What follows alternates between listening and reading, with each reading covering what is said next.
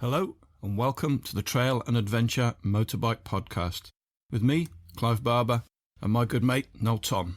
For the days when you can't ride your bike, there's always the Trail and Adventure Motorbike Podcast.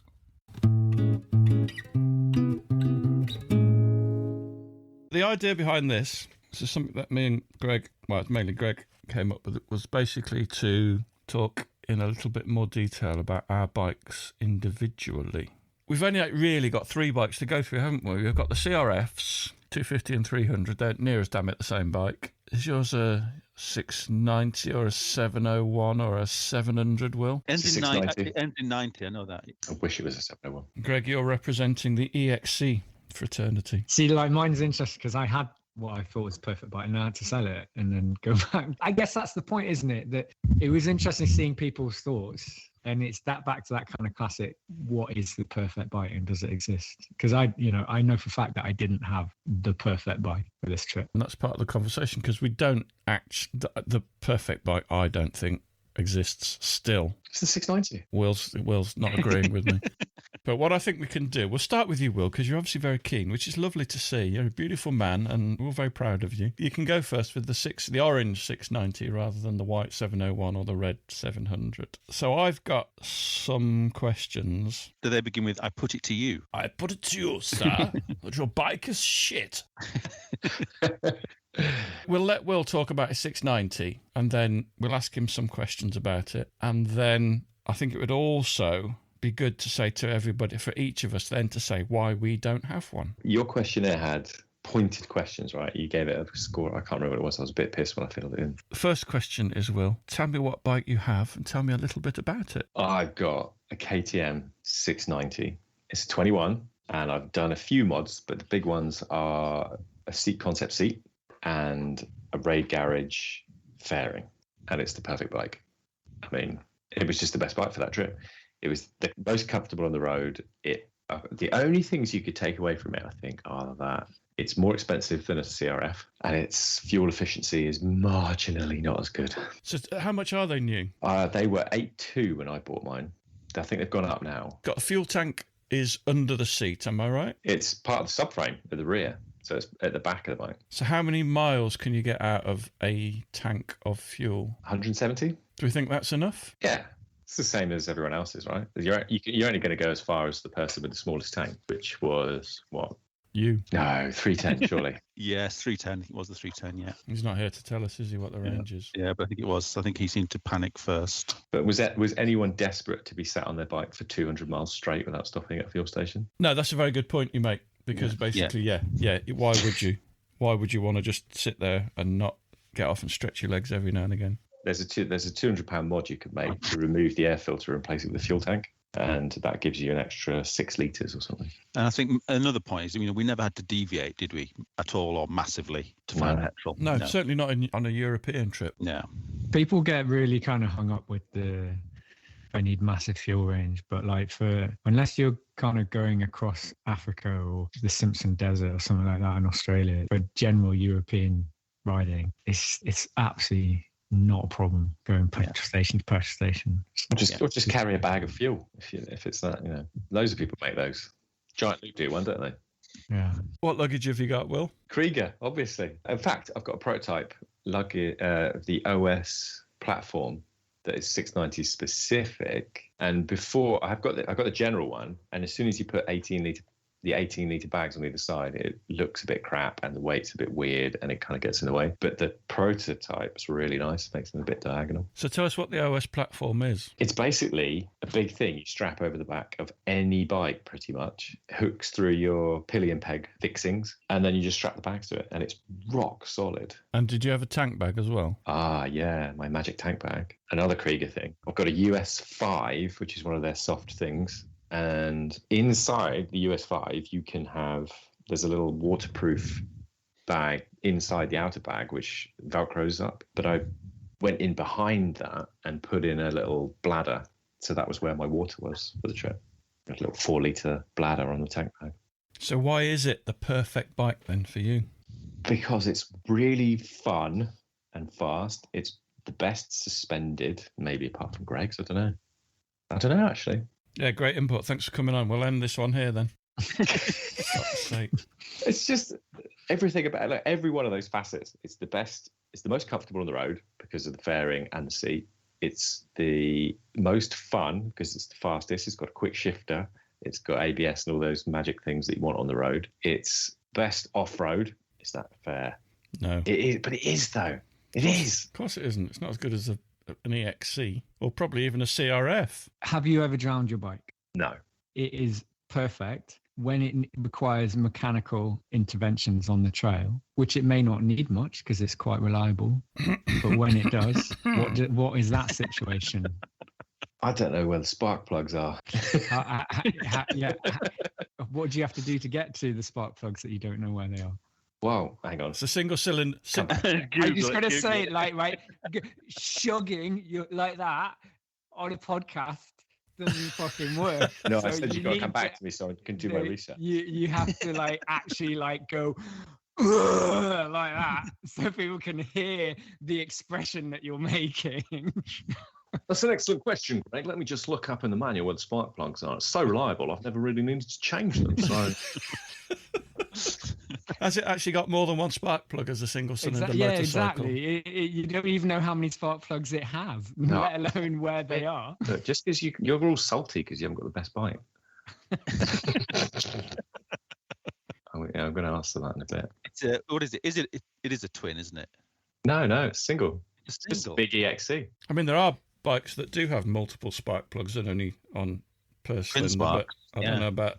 While Will's looking that up, Noel, why haven't you got a KTM, the perfect bike for trail riding, the KTM 690? I would say number one would be the money of it is quite shocking. That's car money, isn't it? That's like serious. One day when I retire, car money. Your shit car money. Well, I have a terrible relationship with KTM. Whilst never having owned one. No, that's why I don't own one. I wouldn't trust it. From what I've seen of them, they're not really to be trusted. There'd always be something that would be worrying me. I don't know. It's just not. It's not for me. I don't really like the shape of them. I don't like those flat bench top bikes either. I like a more traditional looking bike with a tank and a seat and not a motocross style. I understand why it's there, but I wouldn't stand and stare at it. But then you rode one, didn't you, while you were in France? And what did you think of that? It was great. Yeah, it was very nice. But I've kind of got out of the habit of riding quick, and I've found, and I had quite a quick sort of exciting single in that XR650L. And I think once I sort of started riding these little 250s, it just seemed like an easier, nicer day out, really, rather than fighting a machine. But maybe that was just that particular bike. Ultimately, if I like it's probably down to looks as much as anything. If I like the look of them, I'd probably get one, but I don't even like the look of them. Okay, thank you for your views. We value your views. We're just going to dismiss them quietly. No, I think there's some good points there. Greg, why don't you have a 690 for trail riding and adventure riding? Well, I had the opportunity to buy one because, not so long ago I had a PR7, which is essentially an equivalent bike, isn't it? So why don't I have one? Because everyone else has got one. It's like totally not particularly interesting to have a bike that everyone else has got. I mean, I've ridden Will's. It is a very, very good bike, and it may well be the perfect TET bike. Put 200 miles on, come up here and then ride what we've got up here and then ride back down. And that's kind of what the PR7 was as well. And it is just a bit of a beefier, chunkier EXC. The geometry and the feel of it is much closer to my EXC than the PR7. The PR7 felt more laid back and more road based, and the 690 feels more dirt based. So, I wouldn't rule it out of having one. But if I did have one, I would have to do a lot to it to make it not look like a 690. But that's just me. Motivations for motorcycling.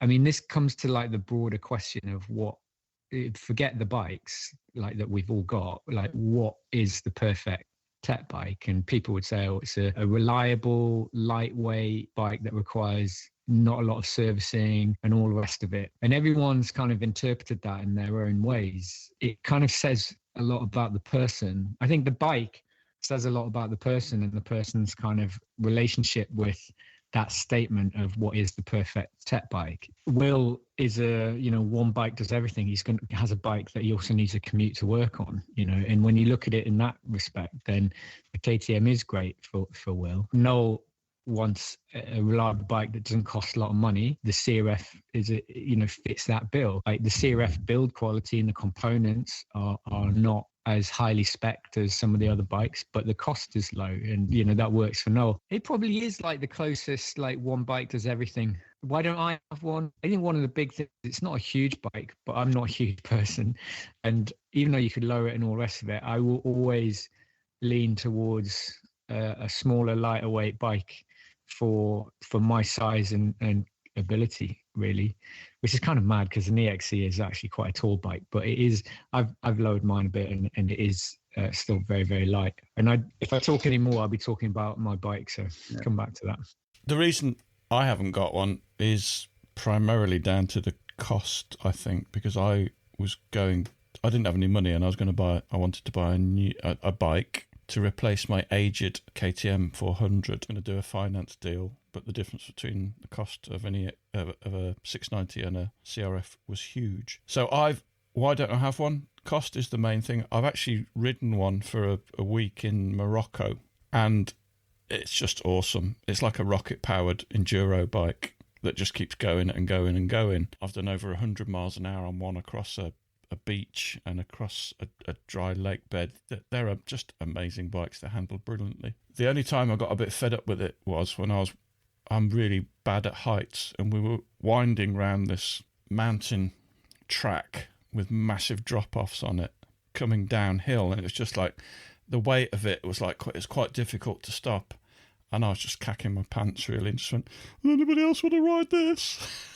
And I just got on a lighter bike. So I think the weight is the other downside to it. And I think there is a certain element of truth in what Noel says about KTM niggles. So I've had my EXC for 16 years, and there's nothing really gone wrong on it. But you're always having to do some things with them. I've had two other KTMs as well. It's things like KTM charge you 400 quid for a set of clocks that haven't been sealed properly at the factory and get water in them. Ollie was talking about he had to get a new Speedo cable, and it costs 75 quid. That's the interesting thing, though, but that's because that 690 and the 990 are from the road catalogue. It's not an EXC. It's not a dirt bike. Any of those things for a EXC, for example, are really cheap and really easy to replace. Like I don't know, you disagree with me, but I think all the parts for my bike, although you might say they wear out more regularly, they're dirt cheap when you think that you're buying a new part. It's the same story on the 690, and I've checked. Right, I've gone back and checked. There are two spark plugs. They're very easy to get to. It's all fine. The air filter is just under the seat. Yeah, if you've got tiny little baby hands to get through the trellis frame, then you're fine. You just need a tool. And four mates to lift the fucking thing up to drain the water out the exhaust. So, like Noel's point about it's too expensive, or everyone's point about it's too expensive. Noel, we were all going to the ABR festival, right? But nobody's riding their bike apart from Greg. Noel's putting his in a van. I'm riding mine. So you've got to factor in the cost of a van and the bike. Well, how many bikes have you got, But so the KTM is the one.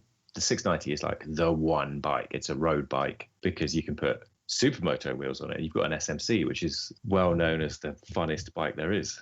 But all this power, I mean, how often do you get to use all this power on UK trails that you ride? But I don't use it. I do soften it up a little bit for the trails. This is on the road, really. It's just so fun. We were doing the twisty roads up in Northumberland. I think I was squealing in Greg's ear. Why does anyone own any other bike than a 690? I'm impressed that you've put over 5,000 miles on that already, Will, because it's not that old. Yeah, well, I'll ride it everywhere. Is there anything on it that could be better, Will? Could be cheaper. And lighter? Yeah. I think it's exceptionally heavy. It carries its weight well as well. The tank being at the back and kind of low slung, it's pretty good. You customized it a bit as well, though, because it's and also like, okay, I will answer some of that question for you. Like the fuel filler cap is not in the most convenient place, is it? No, if you want. So yeah, I've had to kind of luggage around that. So I tried putting luggage on without having a luggage rack, and I couldn't fill up. And that was really irritating. I had to take the luggage off every time I did it, but I put a rack on it. I mean, you've all got luggage racks on yours, haven't you? Yeah. Okay, so the EXC doesn't have a luggage rack. It's all soft luggage. So yeah, comparing it to EXC, you probably want a luggage rack. I think mine was €100. Is there any other things, Greg, you could think of? Well, just no, but Will's customized it. Like you said, like the fairing at the front and the softer seat. Yeah. I mean, soft seat. I've customized the living shit out of my bike, so I'm not saying you shouldn't customize it, but I'm just like saying, I guess you've made it more suitable for how you use it, haven't you? I would say to make it the one bike best for everything, fairing and the seat, you probably want those, and they're not cheap. You're talking $1,000 for the two of them. Last question for you. Why is it better than your previous, admittedly ludicrous motorcycles? I've just been getting smaller and smaller. So next time we do this, when I'm on a 450, I'll have a completely different answer, right? But I started on a GS, just doing like gravel roads and things like that. And then I did some training, loved it, and then kept going harder and harder until they got expensive to keep fixing the bike when I was dropping it. Got a 790, which was lighter, but then same thing, I'm having to manhandle it. I'm not the best rider, so it complements you if you've got a bike that's a bit more capable, right? The 690 is much lighter and much more capable, and it's just been so much more fun on the trails than a big bike. I get that when you get to the end of something and you've muscled through it and you've got to the end and you've had that feeling, that pride, that's great. But it's a pain in the butt until you actually get to the top. You enjoy it only when you're at the top, not while you're going up it. I've got another question. Is it the perfect bike, or have you made some compromises with it? I don't feel like I compromised that much with it. It's as comfortable as the 790 was with the screen. So I've compromised by spending money on it, I guess. I was going to say, are there any recognised sort of niggles with your bike that... There were right up rocker until arm this thing, year. Well, no, rocker arms, that's like 6-year-old thing. So there was the clutch slave cylinder, which was a known issue, but they have last year is a brand new part. So essentially what they would do, the clutch slave cylinder would fail it would lose its seal and you kind of lose pressure, and everyone replaced it with an Oberon clutch slave cylinder. And even if you took it in warranty, they'd give you an Oberon. But they've replaced the part now, because I took mine off and did a preventative fix, put the Oberon on it, and they're exactly the same. Part numbers changed and everything. So if you get a 21 and over, everything that KTM 690 owners complain about has been fixed. I don't know of a single one for 21s and over. So pragmatically, you take all the emotion out of it. Not the way it looks, not that everyone else has got it. You can only really say that it's more expensive. And too heavy. And the fuel tank's in the wrong place. It doesn't really look very good either. And it's a KTM. No, these are all subjective opinions of people that own inferior motorcycles. So they should be disregarded. Brilliant. That's good. Let's move on to the KTM EXC 4-stroke range, because I have one which I've used for travelling on, and Greg has one which he's currently using for travelling on. So Greg, have you got your engine back from having those major rebuild on it yet? It's going in the day after I come back from ABR, so I was like, I'm going to just put one last load of miles on it before everything gets swapped out. Is it going in for a great big engine split rebuild?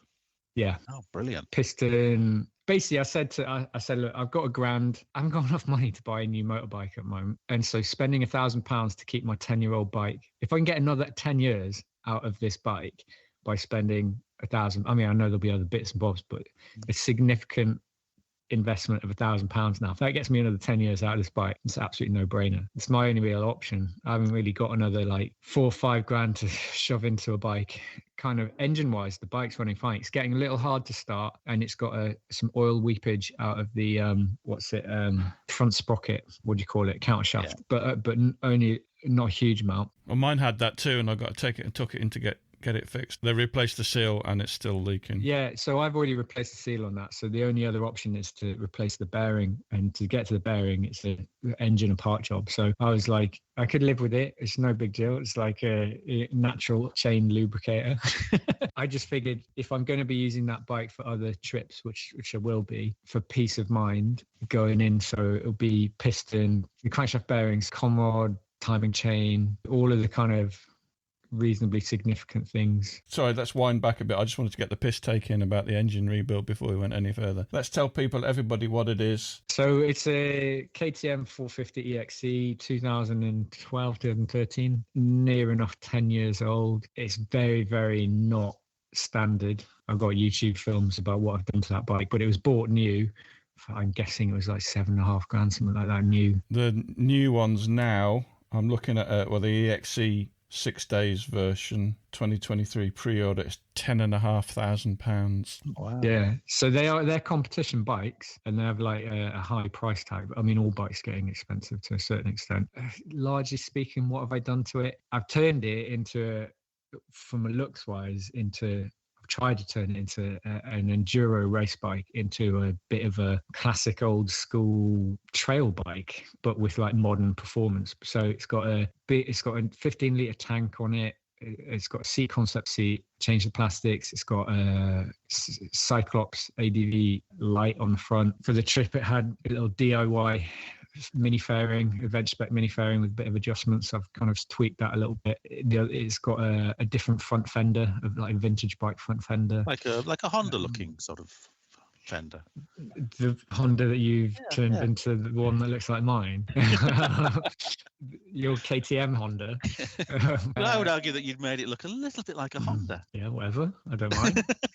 I've made it less KTM, so that's fine. That's fine. If Honda made that bike, I'll go out and buy it. You know, it's fine. Well, this is the question, isn't it, really? That's probably not the right time to say it, but KTM, there's been some spy shots recently of I have nothing to say about any of that shit. I don't really care. No, this is really important, though, because this is the No, I don't care. No, it's not. It's like, come on, let's not spend all this time talking about that shit. Why not?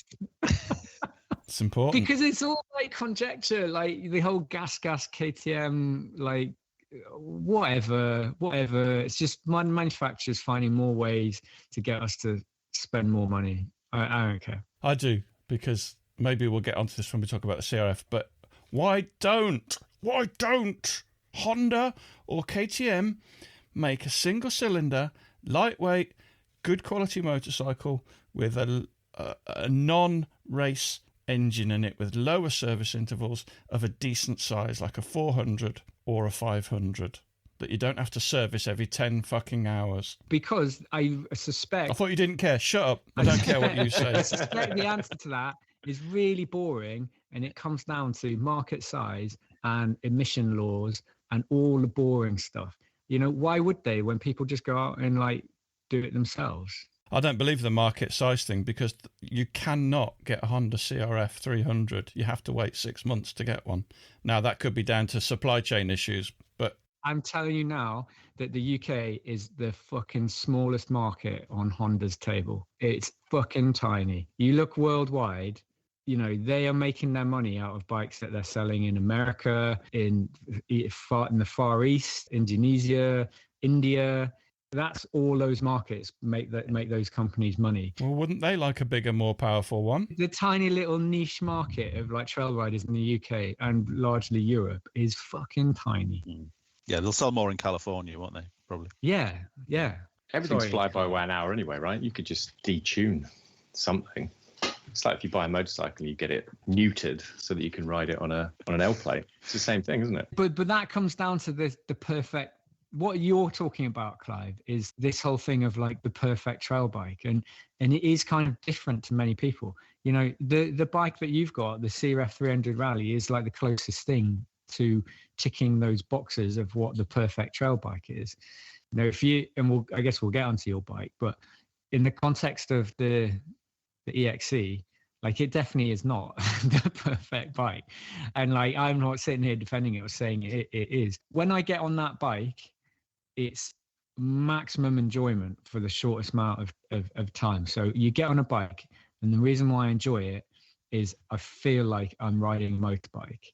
You know, so if you were a kid and you're looking like the Fonzie or whatever, and you look at like what all of the hipsters are doing is like getting old school bikes and making them look cool and run again and all that kind of stuff. To my mind, the EXC is like what I feel like I've done with my bike is I tried to make like the modern version of what a lot of people are trying to do with older bikes, but it is like the modern bike. It's not that comfortable. This is the thing, is that I feel like people get a little preoccupied with like comfort and service intervals and all this kind of stuff. And like, I'm sorry to say, but it's just it's so boring. Like it's like, why, you got to remind yourself, why do you ride a motorbike? It's like, why do you ride a motorbike? I've got to ride this bike down to Birmingham on Friday. It's going to be hell. Like, but it's going to be hell in the same way that someone riding a great big chopper like this would be hell, and they'd have like a sore back. You don't always do it for like the most sensible reasons. My bike needs probably more work than other bikes. But the thing is, I can guarantee that if I had any other kind of bike than an enduro bike, it would cost me more money and be more broken than my EXC. So the EXC might require a little bit more maintenance, but it's designed to have a hard life. And when you give it a hard life, it's relatively inexpensive and mechanically very, very easy to fix. Sometimes I'd like to be watching TV, and sometimes why do you have a bike in the garage? Some people have a bike in the garage just to take out on a Sunday. They don't want any other relationship with it other than polishing the chrome, after their ride. It's getting in that garage and getting spanner in and getting dirty and oily.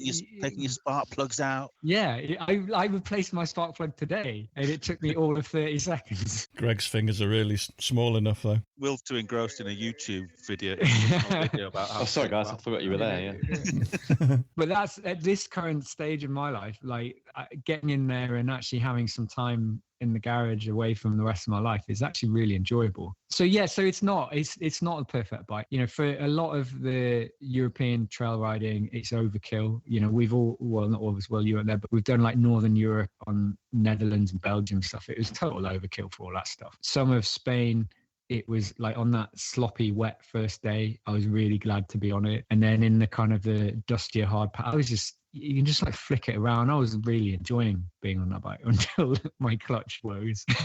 But even that, the clutch stuff, like, it didn't stop me. Do you know what I mean? I still managed to get through it. And it was a relatively easy fix when I got back. We all had to get up at fucking 6 o'clock in the morning to make sure we got to the ferry on time, just in case you broke down, though. Well, it's a bloody good job we did, isn't it? Because we wouldn't have fucking made the ferry otherwise. Is there any other bike that you sort of are lusting after at the moment? No, if this thing burnt down, the bike shop burns down whilst it's in there being repaired, what else are you going to go and get?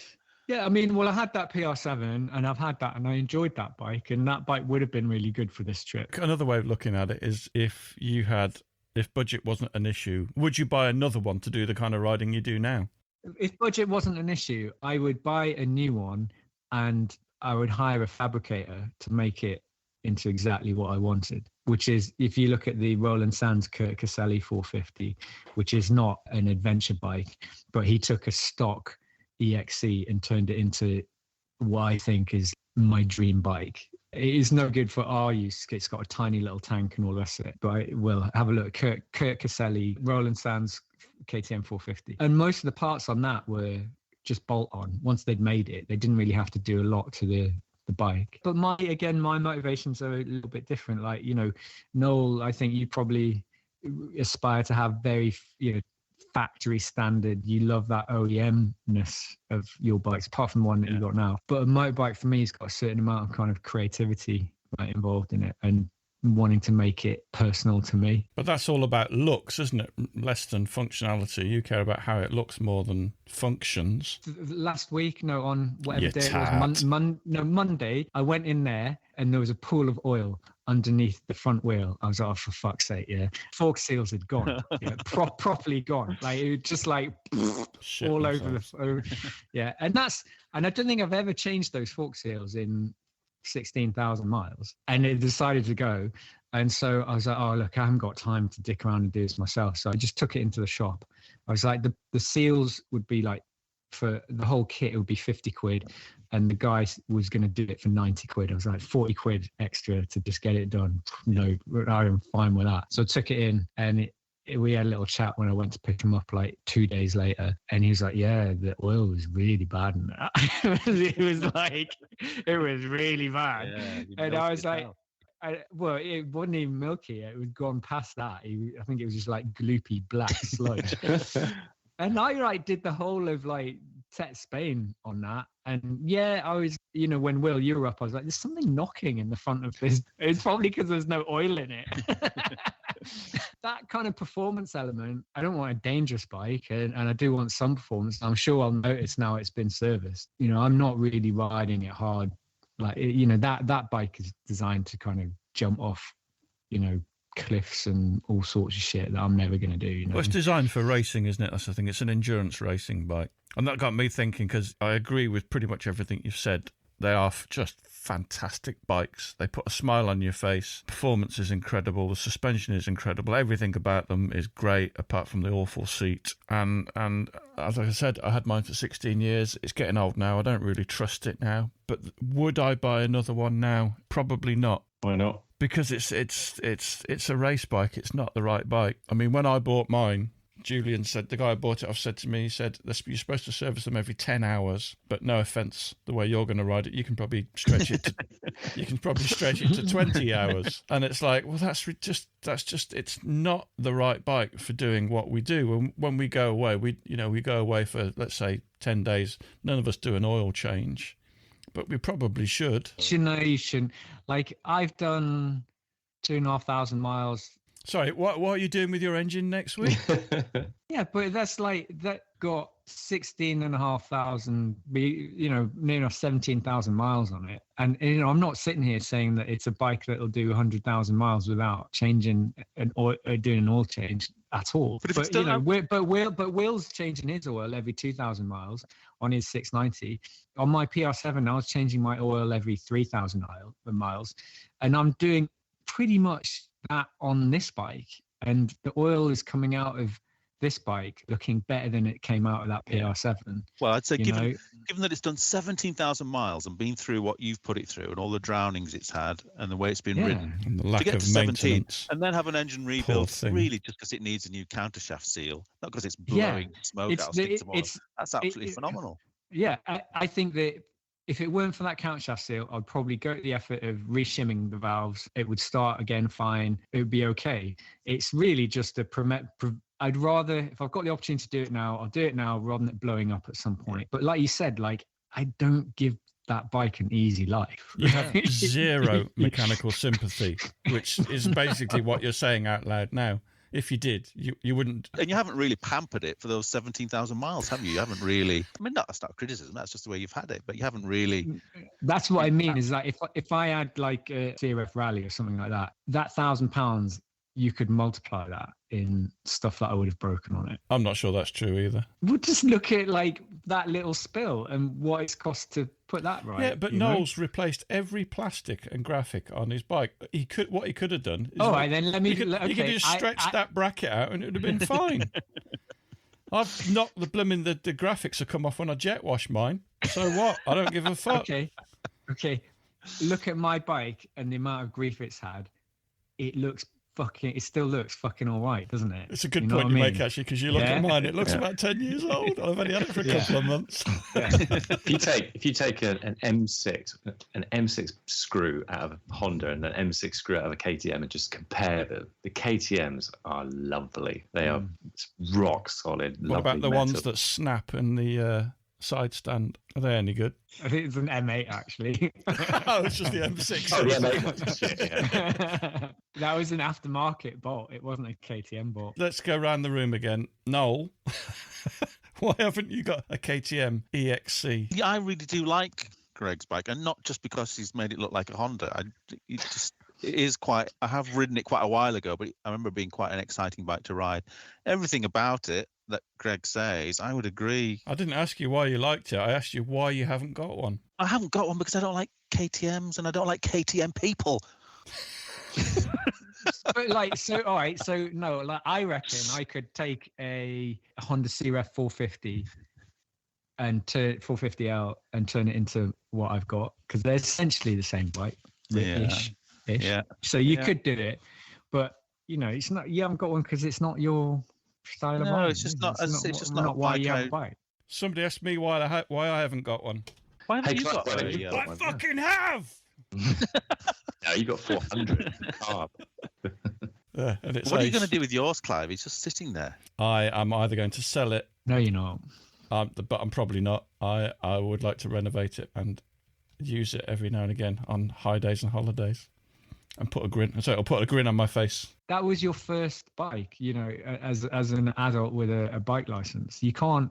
Same reason why I've not been able to sell mine is that it's origin story. So whatever came after that was the origin story.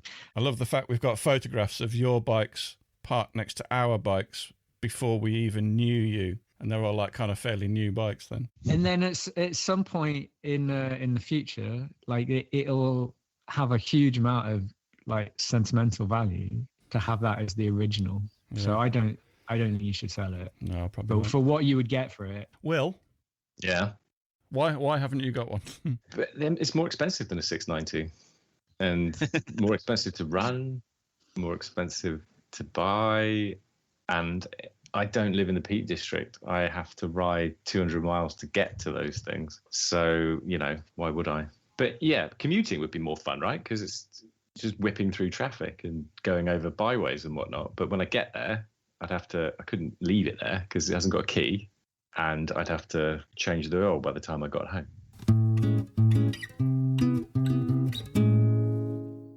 Feels like one of those game shows when, and the winner is... It does always surprise me that an EXE is more expensive than a 690. It's like economy of scale thing. It's that thing that it's like with bicycles, isn't it? You're paying for the lightweight, more precious. You're paying for lightweight, but also like the components are pretty high spec.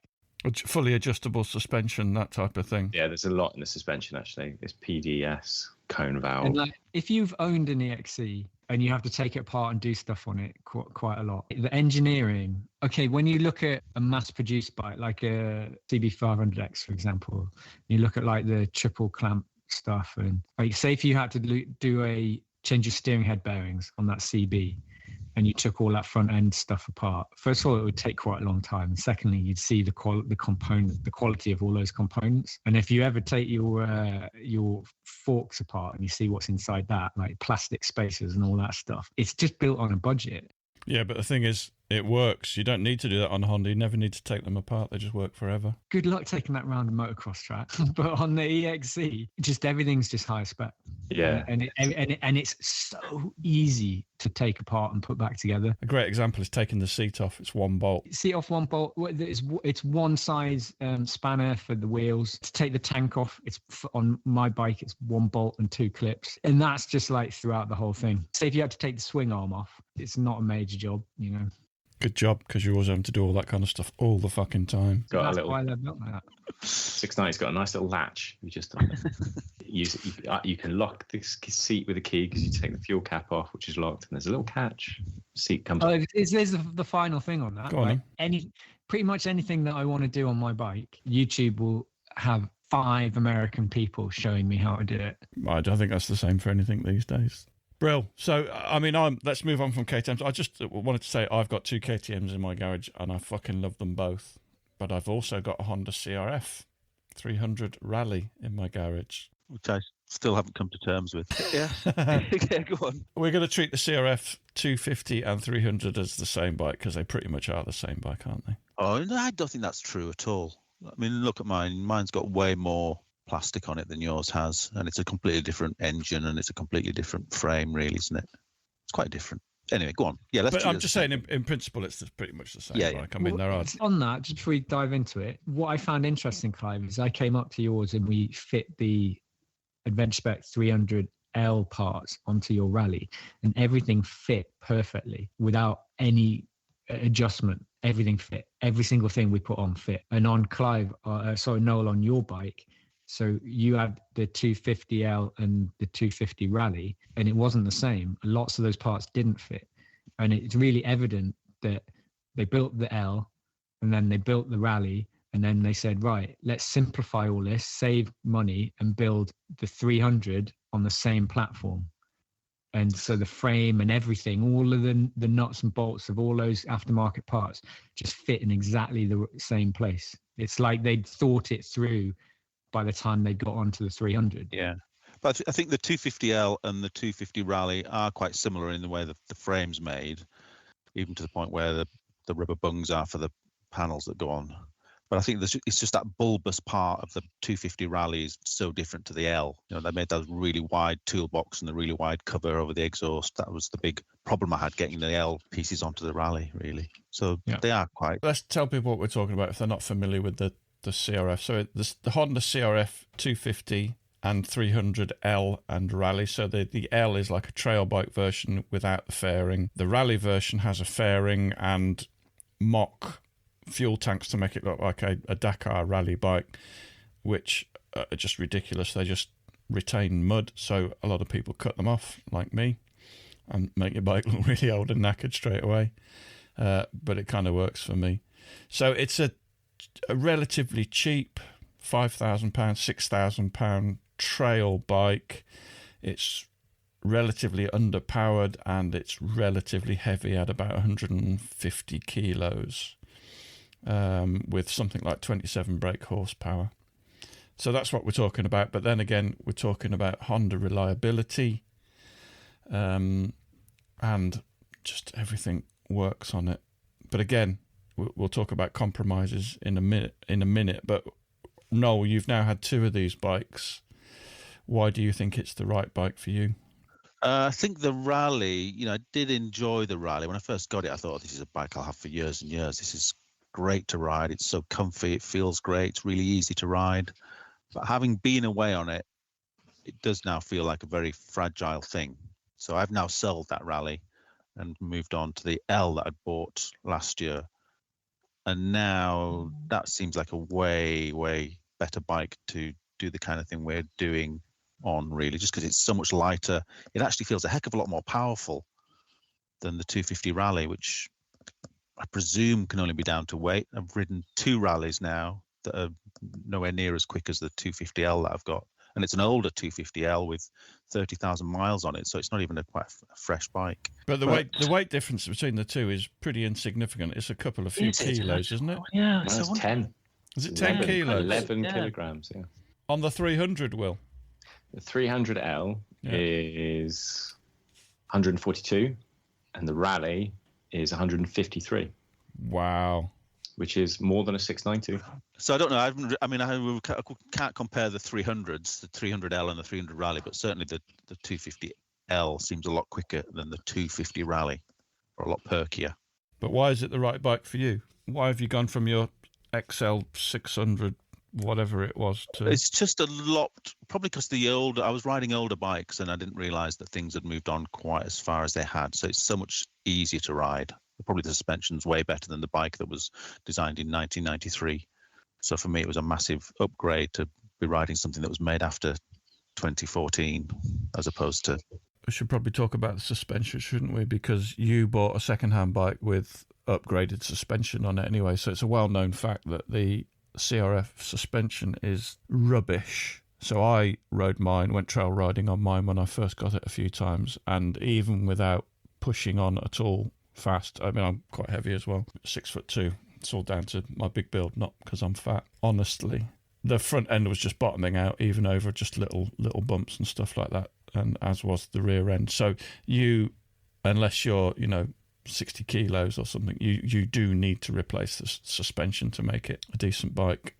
How much does that cost? Well, you can go with a YSS option, which is going to cost you about £400 for both ends. You can just put a spring in the front and a £300 shock on the back. Or you can go down full shock replacement on the back. You can pay £500 for one of those, and you can pay £600 for a kit up front. So you can pay another £1,100. I've just realised I got the wrong bike. I should have got 690. Fuck. Not that was a loaded question, but I don't know anyone who owns a CRF that hasn't done the suspension. So nobody, if you buy a CRF, you have to factor in doing the suspension. So how much is the CRF Rally new? Yeah. Just over £6,000. 6,349. Oh, it's gone up. 6.3. So then you call it 7. It's kind of like 7.2 by the time you've done that suspension work. So if you'd gone down the back of all the sofas you've got, Clive, you probably could have made up the difference out of the loose change you'd have found.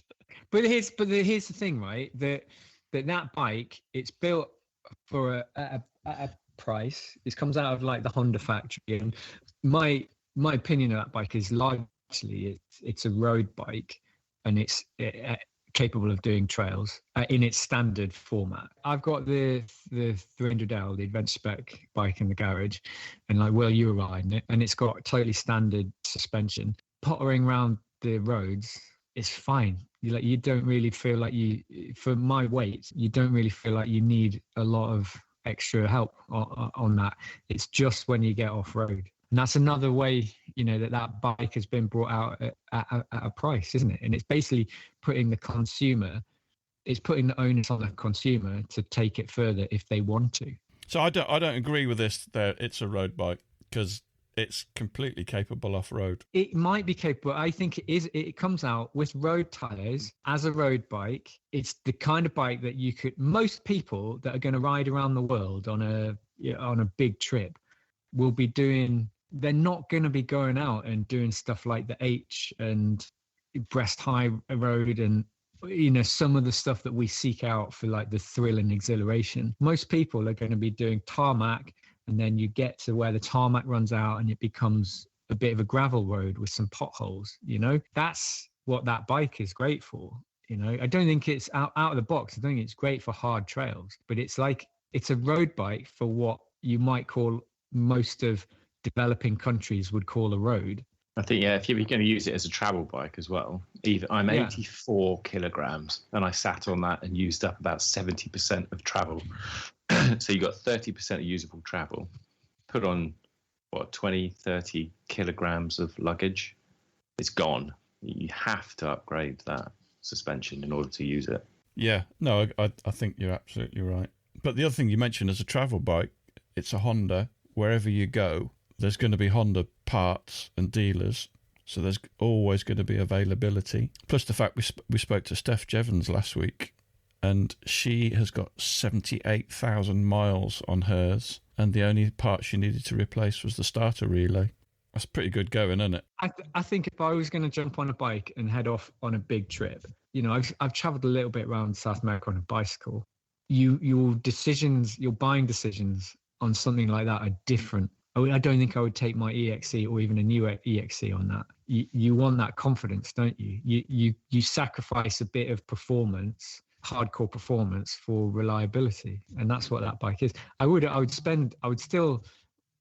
buy the Rally or the L for whatever it is, $6,000, and I'd probably still put $2,000 or $3,000 aside to tart it up and make it exactly how I want it. There's loads of things like the levers, the foot levers are made of like cheese, and they often bend, and there's all sorts of stuff that you would want to upgrade. But the core thing, like you say, wherever you are, you're probably going to be able to find someone that can work on that bike.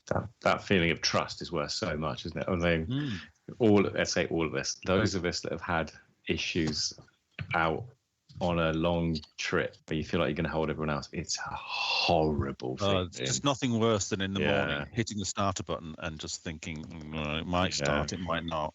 Yeah, but then the flip, and I get it, but the flip side of that is that if something didn't, if we were on a week-long trip and if my bike didn't start, I would just, use my international AA and I could always get home or whatever, or I'd stay in the hotel for a few days and you could pick me up on the way back. It's different if you're like in the middle of Cambodia on a 6-month trip and you're totally on your own. It's kind of different, isn't it? Yeah. My argument is that you don't need that absolute confidence and reliability on some of the shorter TET trips. Yeah, but just imagine you can afford to have some more exciting bike. I would argue that you do, because you've got your 10 days holiday, and if something goes wrong, you've lost 10 days holiday effectively. That's how I was going to say it. So when has that happened? When has that happened out of all of the trips that we've done together? It hasn't. But I tell you what, the reason I got that Honda was because on the Wales trip, the last one we did, I didn't want to be in that position again of sleepless nights worrying about whether you're going to be able to ride your bike tomorrow or whether you're just going to have to get a van to take you home, which is why I got the Honda, because I know it's going to work and it's going to start every morning. And you had a lot of steam coming out of it in the Netherlands, didn't you? Yeah, it was that was France. Yeah, It was a just hot day. It was a hot day. It's fine. Absolutely fine. But all those things make the trip, man. Wow. How fucking boring would it be if everyone was on a bike that had nothing went wrong, no one crashed, no one, it Oh, would we'd be still like crash. Yawn-a-rama. No, Like, it wasn't oh the my best. God. They're not the best days of the trip when you sat at the side fixing somebody's bike. It's kind of nice when it happens and you manage to fix it, but we've just been lucky in that respect, I would say. That's a filmmaker's opinion, isn't it? Not Yeah, it is. Yeah. I appreciate I've got different motivations. I do. And it's horrible if you're the person whose bike has broken because you just know that, this is because the fact is we're not fucking Top Gear. We stick together, we help each other. And just that horrible feeling of, look, I've just fucking ruined everybody else's day or 2 days until we can find, a way out of this. The last trip I went on, nobody broke down. Nobody fell off and had a crash and damaged anything. Didn't come back thinking, well, it was a great trip, but it would have been a little bit more exciting if somebody could have at least broken down or fallen off. That just didn't happen, and it was nice. Yeah, most people don't video their fucking holidays, Villalobos. Oh, I know. You haven't really told many tales from that trip. Maybe there's no tales to tell. I don't know. Yeah, well, the film coming soon. We'll see it all. But I think the CRF, we're being a bit unfair as to its capability. In most of the riding, I discovered last time I was looking at the speedometer a lot. And for my particular style of riding, I'm not really ever wanting to go over about 30 miles an hour. So on trails that aren't tricky, it's easily capable of doing that. And even on the tricky stuff I've ridden on it, I found it to be like a nice little, I'd almost describe it, well, this isn't going to go down well, is it? I was going to say it's like a diesel car. It's got so much torque that it will get you up anything. I went to one of the tougher trails we've got around here on it recently. And it was great. It just never ran out of steam. It was easy to ride. It was nice and light. It feels light to me, even though it's probably, by comparison to a lot of people, quite heavy. But I think it's a very capable bike off-road. I wouldn't want anyone to think otherwise, really. Because of that lower performance, you can actually have a lot of fun on it. So, Greg, we were doing some pictures in a gravelly area, and you just went, can you just slide the back end round? I went, yeah, fucking hell, of course I can. And you can just nail it, and you just know that nothing dramatic is going to happen, but you can still have a lot of fun on it. And I think, yeah, the road performance is a little bit rubbish, but once you're off-road, it's got everything you need in that 27 brake horsepower. You can lift the front wheel up. You might need a little bit of clutch or compress the front end, but it does all that stuff. I just found if you were in one, maybe 2 gears lower than you might be on a different bike on the road. Yeah. It's still fun. I really liked it. I love the fact that when you turn it on, it just purrs. You got to wring its neck a bit, but once you get used to that, you ride it different. And if you want to get the most out of it, you've got to ride it. I feel like you've got to ride it at the top end of its rev range. Yeah. But then I'm riding down tomorrow to the ABI festival in the Midlands from Cumbria, so it's about 140 miles, and guess which bike I'm taking? 1050. Yeah, because it's going to be 2.5 hours on the motorway. I'm going to take my 1050. Do you feel, Greg, when you're riding your 450, do you really feel like if you're going down the A1 tomorrow? Oh, I'm going to try and avoid motorways, but yeah, no, I'm not massively looking forward to it. Basically, I'm just going to take all day and try and stay off the motors if I can. But do you feel like you're wringing its neck at, say, 60 miles an hour? No, it's not. I don't feel like I'm wringing its neck. I feel like it's wringing my neck. There's, I could be there at 70, and I know I could overtake in an instant anything in front of me by just twisting my throttle. That bike would go from 70 to 90 in a blink. And at 9 you might go 100, but the thing is, once you're going that speed, it's very unstable, it's very vibey, it starts to weave a bit, and it's not in its natural kind of place. It's also with the gearing that I've got on it. Sitting there at 60, it's actually no drama. Like when I was following you guys on the 2 kind of long road days, I haven't got a big fairing on it. I've got like a DIY fairing. It doesn't really work terribly well. And it's not in its natural place, is it? It's not, but I sometimes worry that that our preconceptions of it get in the way of just how usable it is for that kind of a trip. It's the loudness for me. Whenever I've ridden that bike, it's so loud. But it's all like what you get used to, isn't it? Like, so when we were up in Scotland, I was jumping from that onto the 300L, and I was amazed at how quiet the 300. It was almost like riding an electric bike. Yeah, so when you turn it on, you didn't know if you started it or not. Yeah. And no, you're right. Like the 450 it is really loud, but you know, it sounds great. I think it's a much better sounding bike than my PR7. But yeah, it is. It's loud and it's vibey. No one that owns one would say anything otherwise, and if they do, they're lying. Do you know what I mean? Like it's it's quite a visceral experience riding that bike. Will, when you get off your KTM 90 and get on the 300, does it just feel as flat as anything? Yeah. It feels, I mean, they're about as smooth as each other. The KTM is much louder though, and just has power that the Honda doesn't. You know, when we were going up slight inclines, you lose speed, don't you? Yeah. You have to drop a gear, and then you're kind of, please let me get to the top of the hill, and it gets someone's behind you, and just kind of, you know, there's some Renault Clio trying to overtake. Whereas the 690, it obviously just goes. I want to stick up more for the Honda CRF because I think it's. But is this down to the fact that we are fucking old, Noel? I don't think so, because 12 years ago, I bought a DR200. It was my first little trail bike. Took it to the Pyrenees. That's still the high that I've been chasing ever since. Was just the feeling of just a nice little tiny bike with not a lot of power, pootling around, not doing excessive speeds, not, you know, just. Absolutely loved it, and that's what I feel I've found coming back to a 250 12 years on. It's just this nice little fairly gentle bike that I'm not having to fight. I don't feel like I'm being on a terrible piece of industrial machinery all day that's shaking me to bits. It's just a nice comfortable ride. It sounds old, doesn't it? But that's probably just the nature of my riding and what I prefer to do, rather than being terrified and on a wild horse all the time. I've got a bike that's like a wild horse, but I don't want to ride it on a holiday really. I just want to take it out now and again. It's different, isn't it? I mean, when I was following Greg, and I was following Greg on a 300L, and he's on his 450, and I was really having to wring the thing's neck just to try and keep up. But I think if we were both on 300Ls, it would have been very different. We would have been ready to poodle. Yeah. So the Honda revolution that's happening as we speak means that that's probably what's happening everywhere. But it's also really interesting seeing on the 300L and rally groups, like how many. It's very apparent that people's first dirt trail bike. Oh my God, you should see some of the fucking questions on it. No, I'm not saying that in a disparaging way. I am. I'm saying it in the. I mean, it's really served its purpose in getting people off big bikes and onto smaller bikes. And it's interesting seeing how people describe that bike and their experience on that bike, knowing that. It's just so light and good, and it's perfect, this, that, and the other. And you're like, well, once you get comfortable with that, if you want to go further, you can go even lighter. And you know, it's not a proper, in my mind, it's not a proper dirt bike. It's a trail bike. It's not a dirt bike. It is like an enduro bike. You're wrong.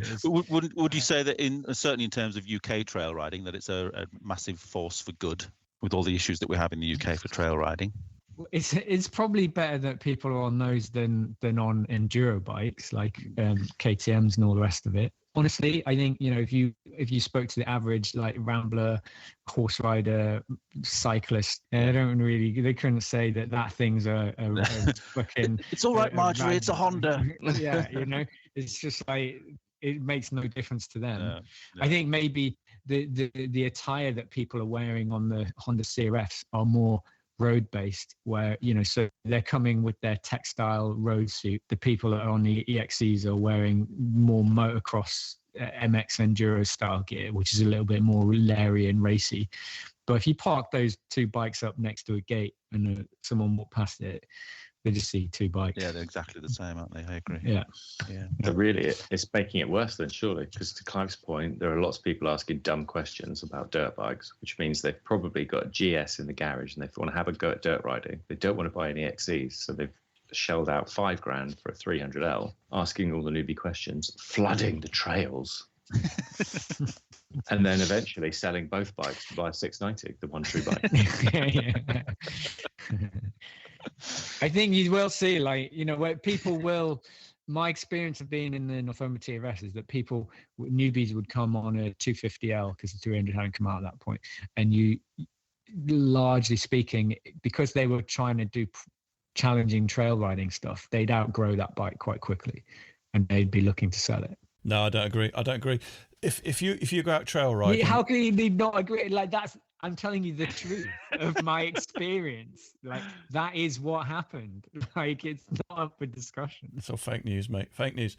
The reality is, if you go out trail riding with a bunch of people on enduro bikes and you're on a 300L whatever, if you are trail riding, you're going to be able to keep up with them, unless they're fucking hooligans and they're going too fast. It's not about keeping up. It's about penis size. Are we talking penis size? Wait until winter, right? So Clive, tires aside, in the conditions that we were riding in on that first day, you were not particularly enjoying yourself. That was purely down to tires. But and those conditions were kind of mild winter. Like I've been out with people in full winter conditions on CRFs, and they've literally burnt their clutch out. Bad riders. Literally burnt. No, they're not bad riders. Yeah, you've burnt about 3 clutches out on your fucking KTMs, and because you can't ride properly. My KTM still has got 16,500 miles on the original clutch plates, so you're talking out your ass. All right. Yeah. So I think that people find that bike in inexperienced hands. Okay, put this the other way. An enduro bike is actually quite forgiving for less experienced people, where the bike does a lot more of the work in challenging terrain. Whereas, have you never seen Whiskey Throttle on a CRF? You need to be a better rider to get the most out of that bike in those conditions. I believe. Yeah, I think he's right. We're not getting anywhere, are we? We're just fucking arguing. No, now. but it's like comes like things like how you want to use it. You know, if you want to use it for what many people think trail riding is, which is light off-road gravel stuff, going along and enjoying the scenery, is perfect. If you want to go out and ride hard trails in the middle of winter where you have very poor traction, which maybe people wouldn't really call trail riding, they might call it something else, like that. I don't think it's the right tool or the best tool for inexperienced people in that situation. I think it's the perfect tool in that situation, because you got diesel-like traction, and you'll just go through things. But you might. I mean, I do love the bike. Clive, I've got video evidence of you not just getting through things. Wrong tires, nearly 60, really unfit and very fat. That was the problems, not the bike. I'll let the listeners come to their own conclusion on that. I guess you can't. It's not as evident. A clutch, you can't see it, but it's the suspension is the same thing, right? You don't push that suspension because you can't, but you can't see if you're pushing the clutch or not. But generally, you wouldn't be, right, because you're just riding a bit slower. But if you were going up, there are lanes on the TET in the UK, things like the Gold Mine and the motorway over in Wales that run through Cody Brennan, that are very hard, and I think clutch would be pushed. Yeah, but why you got your clutch in? Just basically drop down a gear and ride. You shouldn't be pulling your clutch in anywhere. That's the only time when clutches wear out, is when you keep pulling the fucking things in and slipping it. Just let it out and ride the fucker in a lower gear. That's great advice, everybody, by the way. Have you ever thought about doing listeners, you choose who you want to take your advice from in this podcast. I'm absolutely right, though. I've never burnt a clutch out. Was it? Let it out, drop a gear, and just ride. Just ride the fucking go into first and just ride up you can ride up anything. How long have you had your CRF 300L for? How many years? Just under 2,000 miles. No, in terms of time. Yeah. I don't know. So in months, how many months? I got it when I ended up getting it just before Christmas, I think. 6 months, 7 months. All right. So let's wait until we've had a full-on proper, let's go out and ride some sloppy, wet, muddy. So who are you going to trust, stuff. me or the person that didn't know you can change gear without pulling the clutch in? Ooh, I would not like the sound of that. That's Greg. That's not down. We had to explain it to him the other day. Yeah. You don't need to pull your clutch in. You just change gear. You do, Greg. Don't listen to them. That's horrible. Yeah. That's a mean thing to No do wonder to you any bike. keep burning clutches out, you lot. So that's that heated bike debate sorted out. Then no more discussions there. It's totally clear what bike you should buy. We're coming to the conclusion that it's either a CRF or the 690 or the 700 or the 701, whatever it is. But to be honest, there's no wrong bike. If you've got one in the garage, ride it, enjoy it. Seriously, ignore us. It's just our opinions. They're not worth anything. One thing I did want to talk about was that people mentioned that the CFs were fragile and the build quality wasn't as good as the KTMs, and I think on both counts that's nonsense. Noel likes his bikes to be immaculate all the time, and he actually sold his CRF Rally, so he wanted all the plastics to be new and the graphics to be new. So I don't accept that the fragility or the build quality is any less. One of the things that is certainly true is some of the engineering, the design isn't quite as good. I think with the EXCs, they're designed for quick work, so the seat is one bolt. Most of the plastics you can just take off with one hand, whereas with the CRF you've got to get spanners out and remove things that way. But yeah, I don't accept that the build quality is lesser. Oh, one more thing. Greg's made a little film to accompany this most excellent podcast. Have a look on Adventure Spec's YouTube site. The film is called Lightweight Adventure Riding and Wild Camping in the Spanish Mountains. Quite a catchy little title, that. I think he's done that for a reason. It may be called something else by now, but just go onto the Adventure Spec YouTube site, like and subscribe, and watch the film. Right, sorted. Go and buy yourself a new bike. See you on the trails. Bye.